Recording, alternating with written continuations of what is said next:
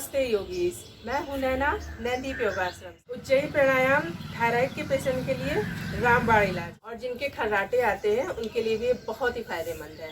तो चलिए आज करिए आप मेरे साथ उज्जयी प्राणायाम।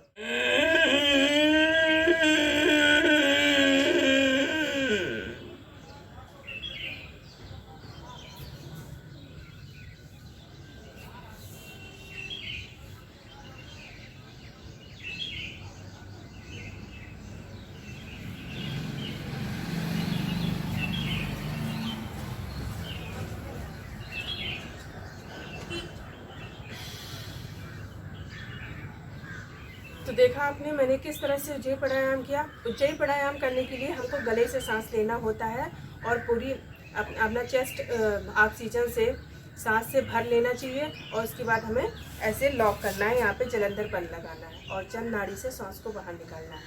तो इसको आप मेरे साथ फिर से रिपीट करिए।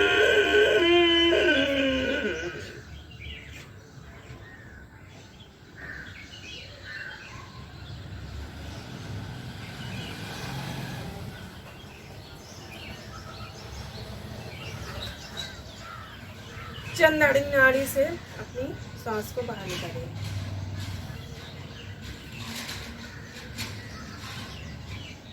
तो देखा ना आपने मैंने किस तरह से उज्जयी प्राणायाम किया। उज्जयी प्राणायाम आपके लिए बहुत ही फायदेमंद है। तो प्लीज़ मेरे चैनल को लाइक एंड सब्सक्राइब कीजिए, शेयर कीजिए। Thank you.